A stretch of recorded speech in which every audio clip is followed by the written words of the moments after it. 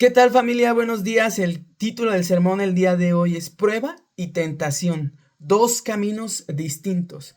Prueba y tentación. Dos caminos distintos. Déjame contarte brevemente que hace algunos años, cuando yo salía con la que hoy es mi esposa, yo recuerdo que le insistía muchísimo en que viniera a vivir conmigo. Y sabes, cuando yo pensaba en eso, tenía la ilusión de que cuando llegara ese día, todo iba a ser perfecto, todo iba a ser genial.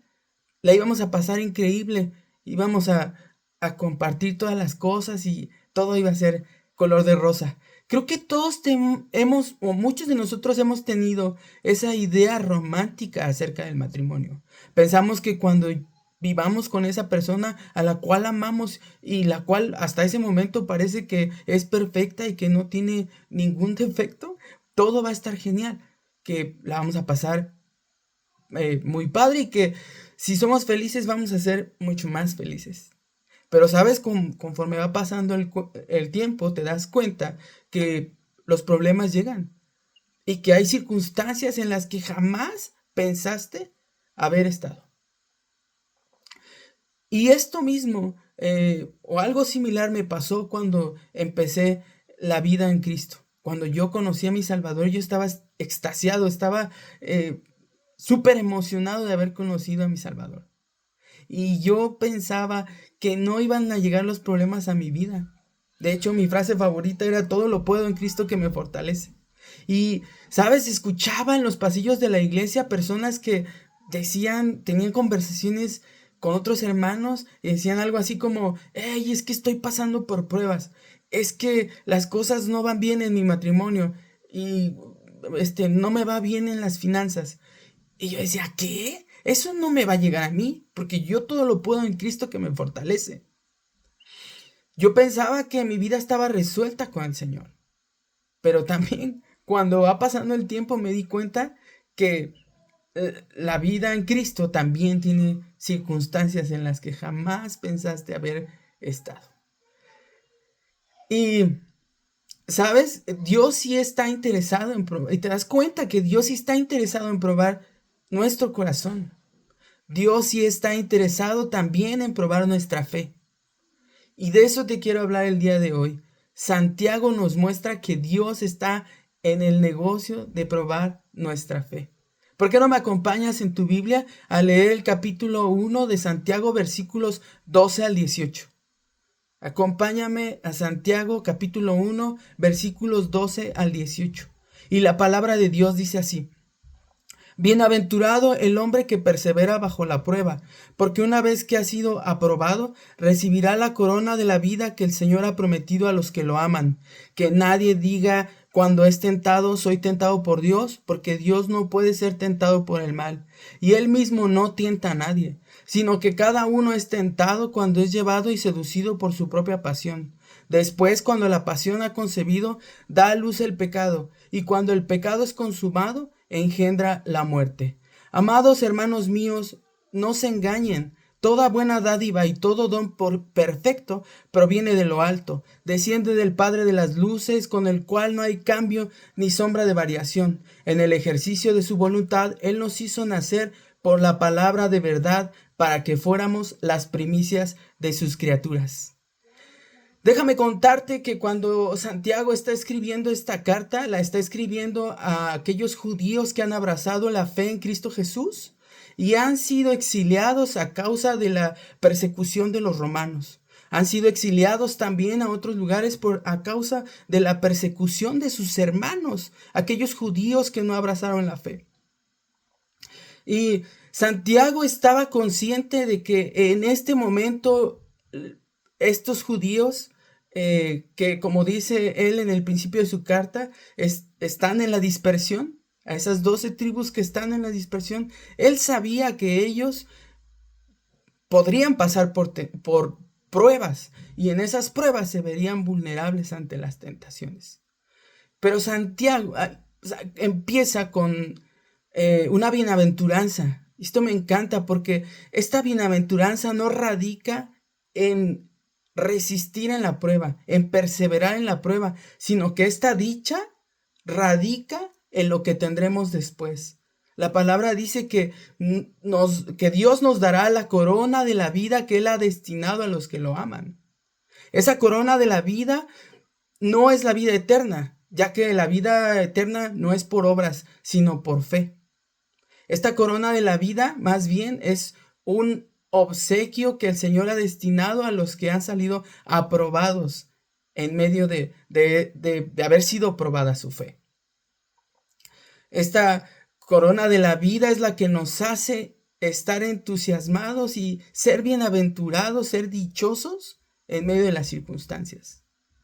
Pero aquí es donde Santiago empieza a hacer un énfasis muy crítico. Y él nos dice en el versículo 13 que nadie diga que es tentado por Dios, porque Dios no puede ser tentado por el mal y Él mismo no tienta a nadie. Muchas veces nosotros tenemos esta inclinación a culpar a Dios. Santiago está consciente de que el ser humano tiene esta naturaleza. Lo podemos ver en Génesis 3, versículo 11 al 12, cómo Dios busca a Adán una vez que ellos han caído en el pecado, Adán y Eva, y busca a Adán como responsable, como cabeza, y le pregunta: ¿por qué estás tapando tu desnudez? ¿Acaso tomaste del fruto que te mandé que no comieras? A lo que Adán responde: la mujer que tú me diste me dio de ese fruto. Él no quiere tomar responsabilidad sobre sus actos. Él está culpando a alguien más. Y sabes, muchas veces eso somos nosotros. No queremos tomar responsabilidad ante nuestros actos, sino que muchas veces culpamos a Dios o culpamos a alguien más. Por su parte, Eva culpa a la serpiente. Así que vemos cómo esa es nuestra naturaleza. Santiago nos hace esta advertencia de no culpar a Dios, porque Él sabe que nosotros tenemos esa tendencia. ¿Cuántas veces no hemos dicho: es que yo miento porque la mujer que tú me diste, si digo la verdad, se enoja? ¿Cuántas veces incluso hemos llegado a culpar a Dios por cómo somos nosotros? Es que Dios me hizo iracundo, entonces yo soy iracundo. Es que Dios me hizo borracho, entonces yo soy borracho. Es que Dios me hizo lujurioso y por eso no paro de mirar a las chicas, ¿no? Muchas veces tenemos esta tendencia a culpar a Dios. Y Santiago lo sabe. Pero, ¿sabes? También Santiago nos dice que Dios no puede ser tentado por el mal y Él mismo no tienta a nadie. Ya lo vimos cuando Jesús es llevado al desierto y Él fue tentado por Satanás. A lo que Jesús responde con la palabra de Dios siempre. Y Él mismo es la revelación de estas palabras. Jesús mismo está ejemplificando las palabras de Santiago. Dios no puede ser tentado por el mal, ni Él está en el negocio de tentar a nadie. Entonces, ¿qué nos queda, hermanos? Debemos tomar la responsabilidad en nuestras manos de una vez por todas. Y me encanta que Santiago no se queda ahí, sino que nos apunta a ver el foco de dónde vienen las tentaciones. Más adelante en el versículo 14 nos dice que las tentaciones vienen de uno mismo, de sus pasiones, de sus deseos. No es Dios quien nos anda tentando. Las tentaciones vienen de nuestros propios deseos. Me encanta esto y una analogía de cómo se mueve la voluntad después de haber pasado por el deseo y un pensamiento. La hacía mi pastor y él nos decía cómo opera el corazón. El corazón, recordemos que es este centro de operaciones en donde se mueven tus sentimientos, tu voluntad, tus anhelos, tus deseos. Y él nos daba este ejemplo. Un día estás en la noche, sentado un viernes, viendo la tele, y de pronto empiezas a pensar, te viene un pensamiento, y este pensamiento es acerca de: ¿y si me como unos tacos del Güero? Entonces ese pensamiento da vueltas en tu mente y Una vez que has pensado varias veces y le has dado cabida a ese pensamiento, ahora ese pensamiento se convirtió en un deseo. Este deseo va a mover tu voluntad y entonces ya te encuentras camino a los taquitos del güero. ¿Sabes? En ese momento te encuentras en un punto de no retorno. En ese punto ya no piensas en que si los taquitos te van a hacer daño, ya no piensas en qué impacto tendrán esos taquitos en tu salud. Así es el pecado. Viene un pensamiento, después ese pensamiento se convierte en un deseo y ese deseo ahora mueve tu voluntad y entonces esa voluntad camina y dice el Santiago, da a luz el pecado. Cuando muerdes el anzuelo, tus mismos deseos y tus pasiones te han llevado, te han conducido, te han guiado en un camino sin retorno hacia el pecado, y cuando el pecado es consumado, engendra la muerte. Recordemos que para la Biblia la muerte es esta separación del hombre con Dios. Hasta aquí vemos dos caminos. Un camino que es que estando en la prueba, perseveremos y obtengamos la corona de la vida. Y otro camino es la tentación y nosotros cediendo ante ella, y ese camino nos conducirá hacia la muerte. Me encanta que Santiago no se quede ahí. Después ahora nos va a hablar con amor. Ahora nos va a hablar con ternura y nos va a exponer el evangelio, las buenas noticias.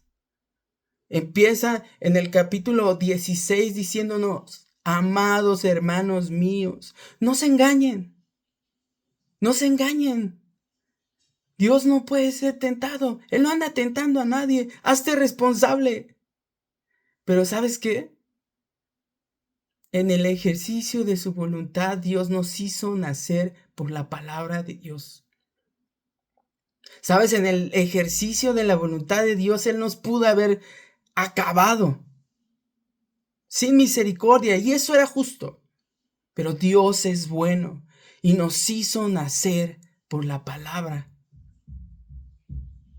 Cuando nosotros estábamos muertos en nuestros delitos y pecados, el Señor nos hizo nacer de nuevo.